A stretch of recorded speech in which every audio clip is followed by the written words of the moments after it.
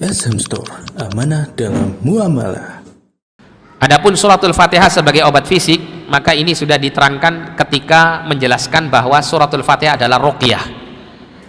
Seperti hadis Abu Sa'id Al-Khudri tadi ya.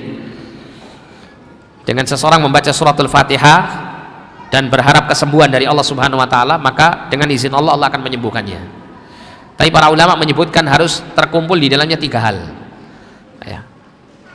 Yang pertama adalah penerimaan dari orang yang diruqyah atas pengamalan ruqyah yang dibacakan di hadapannya. Kemudian dari faktor orang yang meruqyah gitu ya. Terus kemudian apa yang menjadi media ruqyahnya. Itu 3 hal ini harus benar. Kalau 3 hal ini salah, maka akan kurang memberikan manfaat ruqyah itu. Ruqyah yang pertama harus orang yang menerima ruqyah itu benar-benar dia terima ruqyah ini, bukan orang yang nggak percaya. Dia mempercayai, meyakini bahwa bacaan suratul Fatihah misalnya yang dibacakan oleh seorang peruqyah kepadanya itu benar-benar sebagai sarana untuk mendapatkan kesembuhan dari Allah Subhanahu wa taala. Orang yang meruqyah juga demikian. Dia harus yakin bahwa bacaan surat Fatihahnya itu benar-benar bisa menjadi sarana untuk mendapat kesembuhan dari Allah Subhanahu wa taala untuk orang yang diruqyah. Kemudian yang ketiga adalah media untuk meruqyah, yaitu surat Al-Fatihahnya sendiri. Ini sebisa mungkin untuk dibaca dengan sebaik-baiknya. Dibaca dengan sebaik-baiknya. Kemudian yang kedua adalah Al-Fatihah sebagai obat untuk penyakit yang ada di dalam hati. Dan penyakit hati itu bibitnya ada 2, atau bisa kita katakan istilahnya itu pokok penyakitnya itu ada 2, penyakit syubhat dan penyakit syahwat.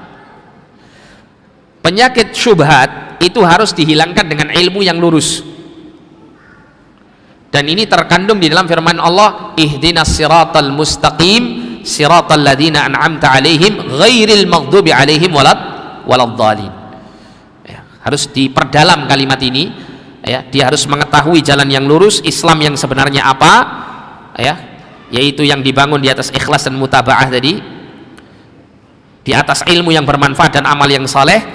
Kemudian menjauhkan diri dari jalannya orang-orang yang dimurkai, berilmu tapi tidak beramal, dan jalannya orang yang tersesat, beramal tanpa ilmu. Ini akan membersihkan penyakit syubhatnya. Syubhat ini membuat orang itu ragu-ragu.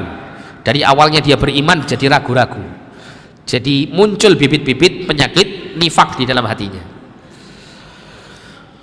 Kemudian yang kedua, penyakit hati itu adalah karena sebab syahwat, kecenderungan selera syahwat dunia yang dituruti itu akan membuat hati itu sakit. Dan ini bisa dihilangkan dengan mengamalkan firman Allah Subhanahu wa taala, iyyaka na'budu wa iyyaka nasta'in. Berusaha untuk tetap terus mewujudkan ibadah kepada Allah, menjalankan perintah, menjauhi larangannya, dengan disertai selalu mohon pertolongan kepada Allah Subhanahu wa taala. Karena penyakit syahwat itu akan menghasilkan adamul ikhlas, ketiadaan ikhlas dalam beribadah, ketiadaan keikhlasan. Karena selalu dibayang-bayangi oleh keinginan duniawi.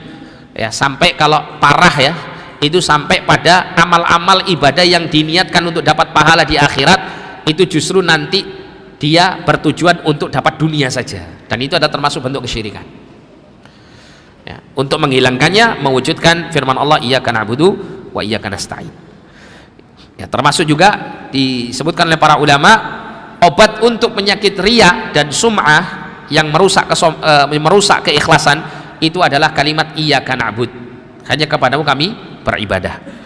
Dan obat untuk menghilangkan penyakit kesombongan itu adalah wa iyyaka nasta'in, dan hanya kepadamu kami minta pertolongan. Karena orang itu kalau sudah minta pertolongannya kepada Allah, berarti dia sudah menghancurkan kesombongannya di hadapan Allah Subhanahu wa taala, menunjukkan kehinaannya kepada Allah yang diagungkan melalui dia meminta pertolongan kepada Allah Subhanahu wa taala.